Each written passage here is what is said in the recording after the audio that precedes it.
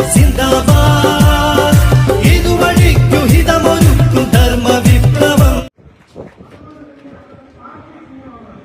പാർട്ടിൻ വേദിയിലെ നേതാക്കൾ, എന്റെ പ്രിയമുള്ള സഹപ്രവർത്തകന്മാരെ,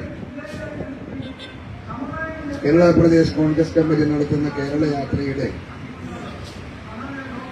സംഘാടക ഓഫീസിന്റെ ഉദ്ഘാടനമാണ് ഈ സായം സദ്യയിലൂടെ നടന്നുകൊണ്ടിരുന്നത്. നിങ്ങളെ തയ്യാറെടുപ്പ് കാണുമ്പോൾ നിങ്ങളിതൊന്ന് കലക്കും എന്നെനിക്ക് തോന്നുന്നുണ്ട്. അതെ, കലക്കുക എന്ന് പറഞ്ഞാൽ നന്നാക്കുക എന്നാണ് അതിന്റെ അർത്ഥം. ആത്മാർത്ഥമായി പ്രവർത്തിച്ചാൽ ചരിത്രം രചിക്കാൻ നമുക്ക് സാധിക്കും. സംസ്ഥാനത്തുടനീളം ഇതൊരു ആവേശത്തിര ഇളക്കിയിരിക്കുകയാണ്. എല്ലാ ജില്ലയിലും ഇത് സംബന്ധമായ പ്രവർത്തനം വളരെ കാര്യക്ഷമതയോടുകൂടി നടത്തുന്നു. അതിനെല്ലാ ജില്ലയിലും ചാർജ് കൊടുത്തിരിക്കുന്ന ഭാരവാഹികൾ കൊറ്റിയടിച്ച് ജില്ലയിൽ നേതാക്കന്മാരെ, മണ്ഡലം ബ്ലോക്ക് കമ്മിറ്റികളെ ചലിപ്പിച്ചുകൊണ്ടിരിക്കുന്നു കേരളത്തിൽ. ഇപ്പൊ കണ്ണൂരിൽ തന്നെ നിങ്ങളുടെ അനുഭവത്തിൽ എപ്പോഴെങ്കിലും കേരള പ്രദേശ് കോൺഗ്രസ് കമ്മിറ്റിയുടെ സംസ്ഥാന നേതാക്കന്മാർ ഇവിടെ വന്ന് ഇതുപോലെ ക്യാമ്പ് ചെയ്ത് മണ്ഡലം തലത്തിൽ ശില്പശാല, ബ്ലോക്ക് തലത്തിൽ പരിപാടികൾ, പദ്ധതികൾ ഇതിന് ചുക്കാൻ വഹിച്ച ഒരു കാലഘട്ടം ഇതിനു മുമ്പുണ്ടായിട്ടില്ല. ഇത് കേരളത്തിലെ സംഘടനയുടെ പ്രവർത്തന ശൈലിയിൽ ഇപ്പോ വന്ന് കാലികമായി ഞങ്ങൾ കൊണ്ടുവന്ന മാറ്റങ്ങളാണ് എന്ന് നിങ്ങൾ ഓർക്കണം. ഈ ജാഥക്കും അതിന്റേതായ റിസൾട്ട് ഉണ്ടാക്കാൻ നമുക്ക് സാധിക്കണം.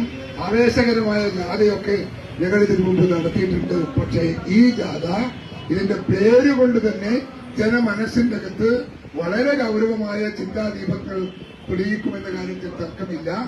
ഈ ജാഥക്ക് വിളിച്ച പേര് നമ്മുടെ കേരളത്തിൽ ഒരുപക്ഷെ ആദ്യമായിരിക്കുമെന്ന് എനിക്ക് തോന്നിയാണ്. ഇതൊരു വിജയിപ്പിക്കണമെങ്കിൽ എന്ത് വേണം മാർഗം? ബൂത്ത് തലത്തിൽ നിന്ന് നിങ്ങൾ പ്രവർത്തകന്മാരെ വിളിച്ച് യോഗം ചേർന്ന് സംഘടിപ്പിച്ച് വാഹനത്തിൽ അവരോട് ഈ ജാഥ സമാപിക്കുന്നിടത്ത് എത്താനുള്ള സംവിധാനങ്ങൾ നിങ്ങൾ ചെയ്യണം. നിങ്ങൾ വിളിച്ചു നോക്കുക, മണ്ഡലത്തിൽ ബൂത്ത് തല യോഗങ്ങൾ വിളിച്ചു കൂട്ടുക. എന്നിട്ട് ഒരു ബൂത്തിൽ പറയാ ഒരു ബസ് കൊണ്ടുവരണം, ഇനി ബസ്സിന് കൊള്ളില്ല നിങ്ങൾക്കൊരു വാന് കൊണ്ടുവരണം എന്ന് പറഞ്ഞാൽ സംഘടിച്ച് ആളുകൾ എത്തിയിരിക്കും. സമരാഗ്നി എന്ന് പറയുന്ന പേര് തന്നെ മനസ്സിന്റെ അകത്ത് തീജ്വാല പരത്തുന്ന വാക്കാണ്. എന്താണ് ഈ സമരാഗ്നി?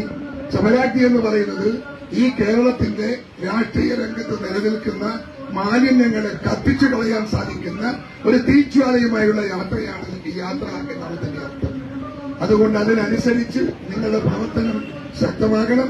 ആ ശക്തമായതിനനുസരിച്ച് നമ്മുടെ ജാഥയുടെ വിജയം കേരളത്തിലെ ജനങ്ങൾ വിലയിരുത്തും. തെരഞ്ഞെടുപ്പ് ഒരു വെളിപ്പാടകരെ നിൽക്കുകയാണ്. ആ തെരഞ്ഞെടുപ്പിന് മുൻപുള്ള ഈ സമരാഗ്നി, ഈ തീജ്വാല, ആ തെരഞ്ഞെടുപ്പിൽ ഈ തീജ്വാലയിൽ ഇടതുപക്ഷത്തെയും വലതുപക്ഷത്തെയും തോൽപ്പിക്കാൻ സാധിക്കുന്ന, കത്തിച്ചു കളയാൻ സാധിക്കുന്ന ഒരു വലിയ പ്രകമ്പനമാക്കി മാറ്റിയെടുക്കാൻ നമുക്ക് ഈ ജാഥയെ കൊണ്ട് സാധിക്കണം എന്ന് നിങ്ങളോട് ഞാൻ ആവശ്യപ്പെടുകയാണ്.